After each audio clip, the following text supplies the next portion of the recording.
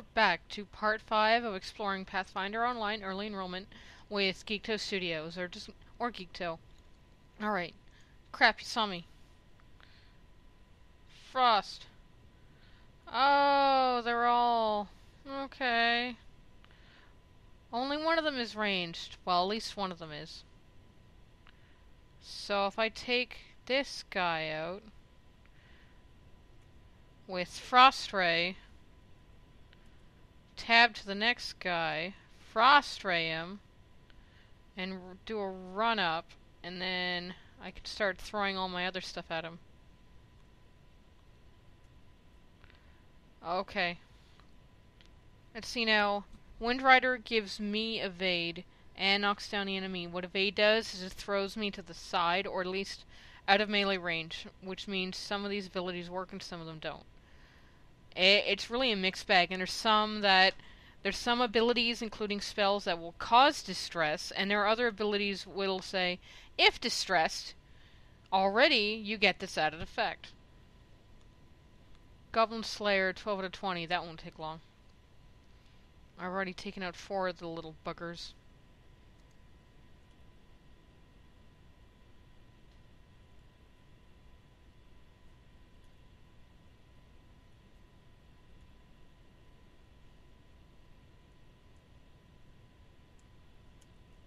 Yay, player.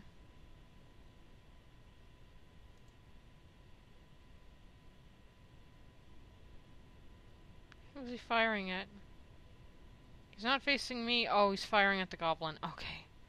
I was getting paranoid. He might have been firing at me. Nope. Alright, now we're... Where there be goblins.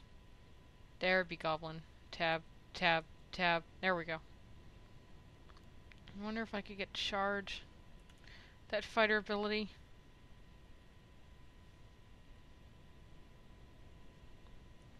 One hit point left, really? Alright, he's attacking that guy. Let him... These guys respawn really quickly around here, probably because it's a starting area. Now, I am technically still in the Hexarathclan, but I'm out on the edge.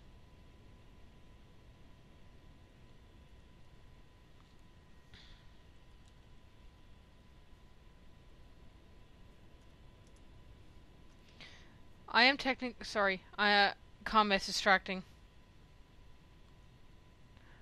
I am technically still on the edge of the hex. I believe the next hex is right over here, past these thorn guards. But I'm happy to just try out the spells for the first time on goblins. Nice little NPC settlement.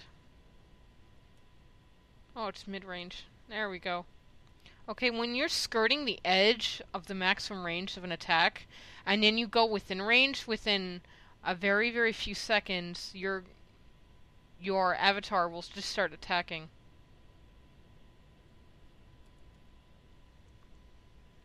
Oh yeah? Surprise!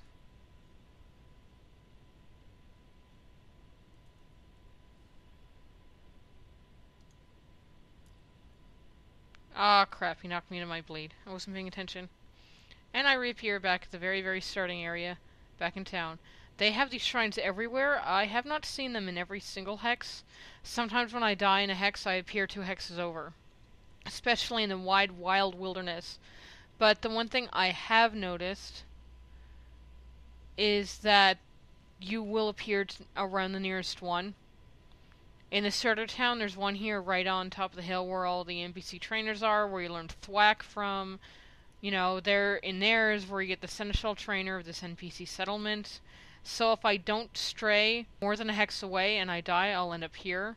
But the other thing that happens is that my peasant clothing is now...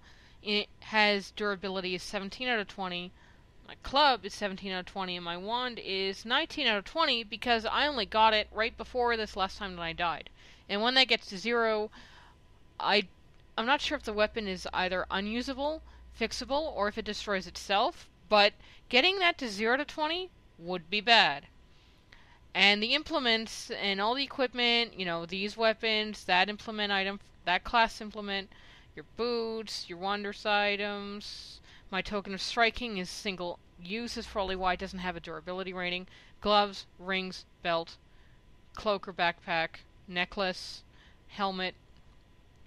You know, all these round ones, all the round ones can potentially lose durability and become destroyed with enough deaths. Any square ones, they're persistent active abilities, persistent passive abilities that are either reactive or defensive or a class feature. They'll never go away no matter how many times I die. And once I get far enough into the wilderness to find bandits, they'll also drop a lot more. Run. No, I want to go this way. Quickest way out of town is this way. Yep, that's where I was before, where that road is, with the goblins. I could probably take out 2 or 3 bandits right now. Were that I could find them. And 5 minutes. Oh, I have lots of time. So, I just need to get there one day, eventually. Back out into the wilderness. I'm glad they have a sprint icon. That guy's still going back and forth with the goblins. The problem is, because I don't kill them, I keep moving into areas where the goblins reappear right in my grill and kill me while I'm not paying attention. And tab does not seem to tab the next nearest enemy, so I keep tabbing the wrong enemy and either being out of range of an attack or not killing the one who is meleeing with me right now. And now they've gone out into the wide world, I can start explaining some other things. Now, there's these things called harvesting nodes. They could be anything from a pile of garbage to a pile of rocks. Rocks, of course, you get the mining, metal, crystal, gem kind of things. A pile of garbage could be anything for scavenging, I believe discovered by survival. And there are others, but all these knowledge checks that I grabbed for this character. Because the wizard is knowledge-based, I figured that'd be a good idea. Like, there's a lot of people that want to make stuff, but not as many people who want to gather stuff. What is that? A goblin and another goblin. But one thing I can do is wizards have a specific bonus tied to knowledges to the point where my knowledges are going to be higher than most others.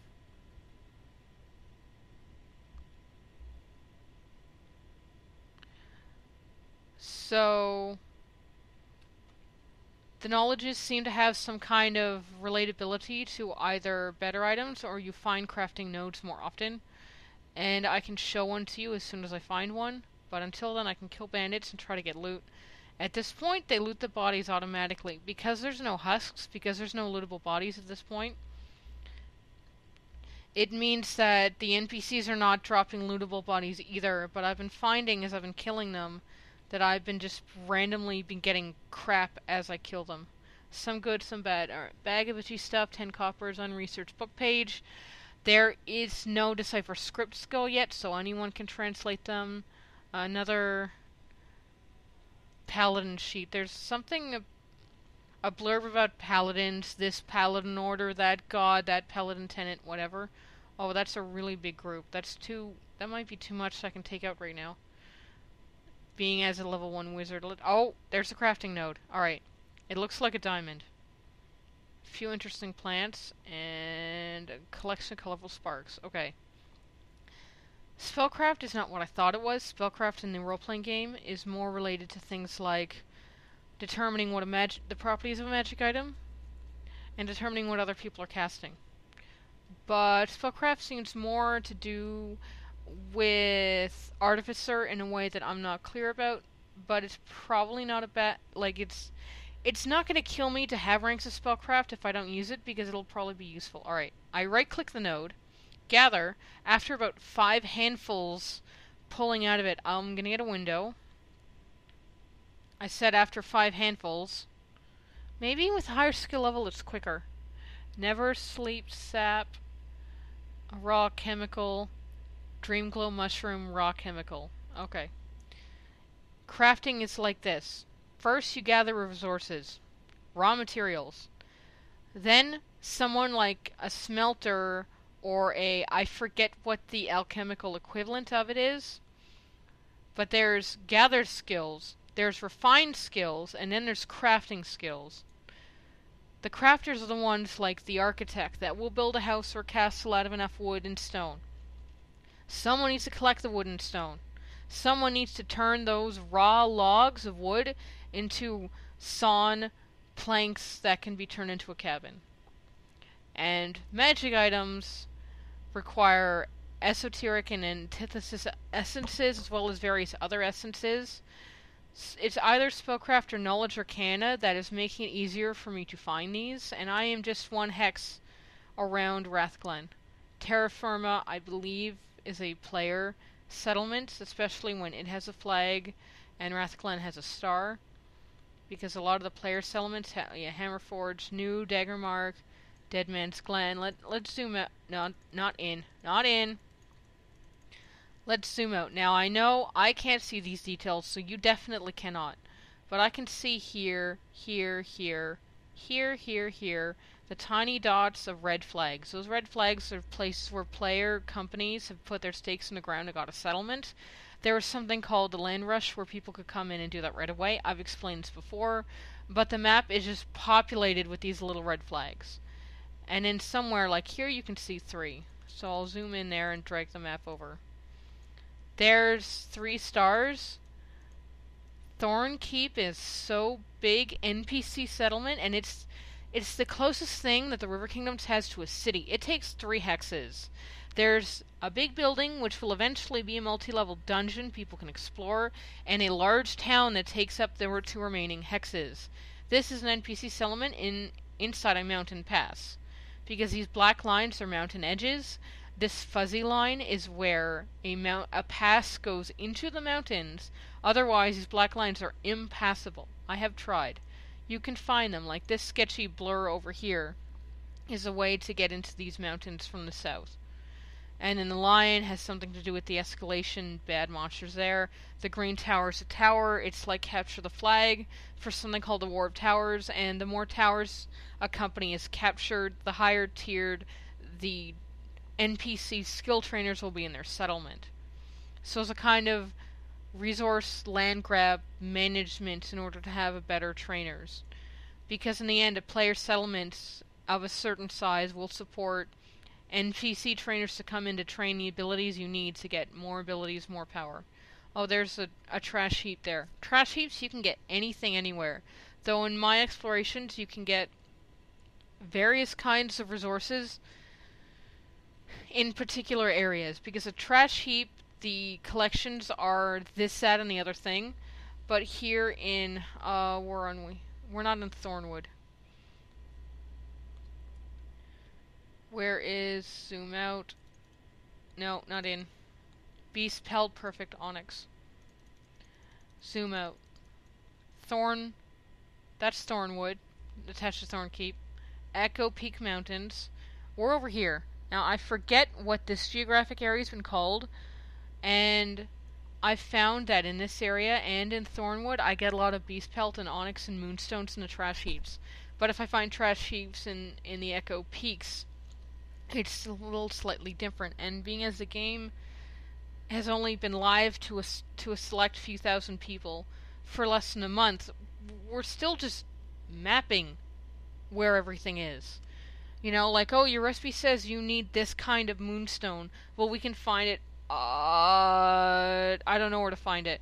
Let's buy it! But wait, the player economy is just getting started, so you're not even guaranteed to be able to just buy what you need to craft with. So if you want to get into crafting, you need to find people who will refine your skills, because there's only so much XP in the game. If you're going to craft, go into one skill crafting tree and just book it through either everything architect, or everything magic items, or everything clothing.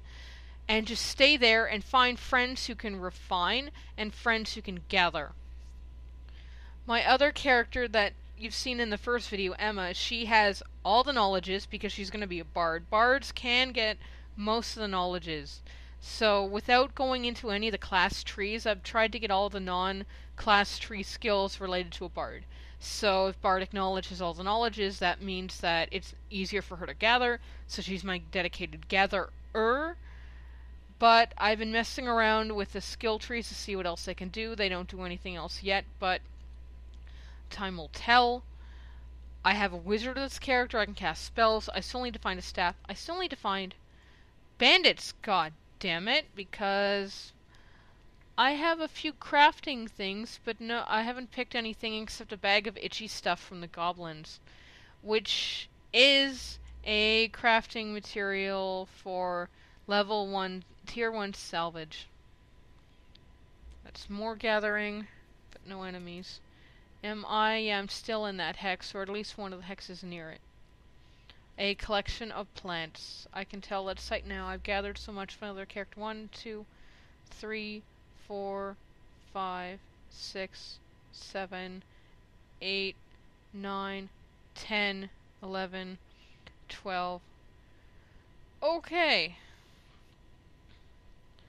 Yeah, I think what's going on is that with high-level knowledge skills or gathering skills, one or the other, it means that I've been able to gather faster as my other character.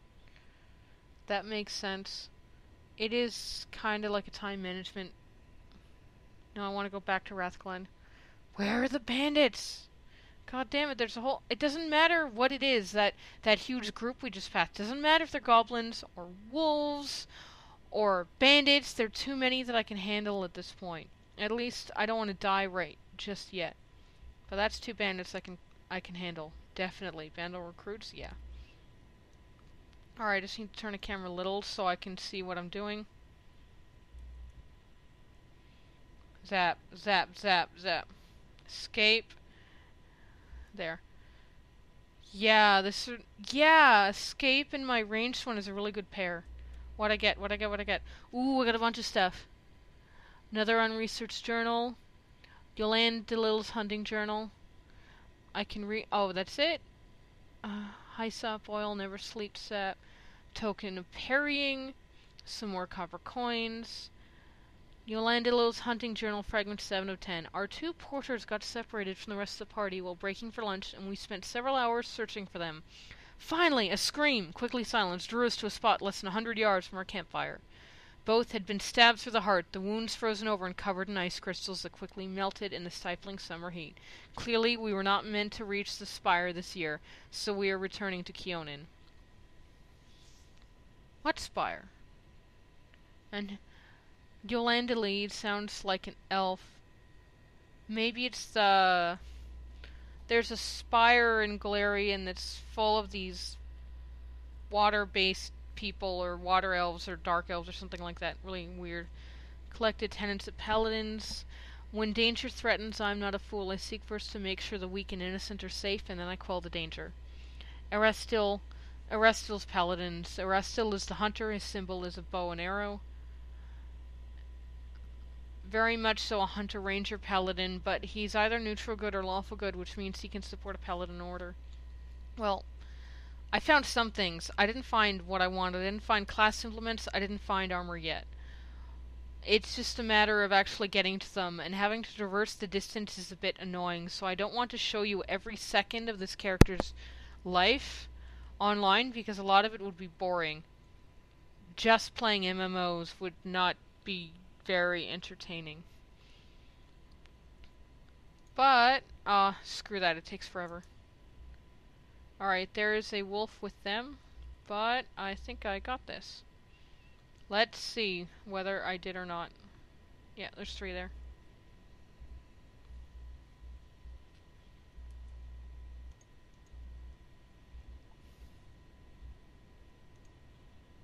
Nope, I didn't. And I reappeared near the nearest thing of Phrasma. Where am I? Wait, that's not even... Oh no, I'm just outside. Okay. Diagonally southeast from Rathglen. I'm right near Rathglen. I'm near Temple of Phrasma. My items are getting more damaged by the second. And this was a lot of spells. Some gathering, some fighting. I will see you guys very soon on this channel. This is Geekto Plays Pathfinder Online, and thanks for the subscribes. I will see you guys later.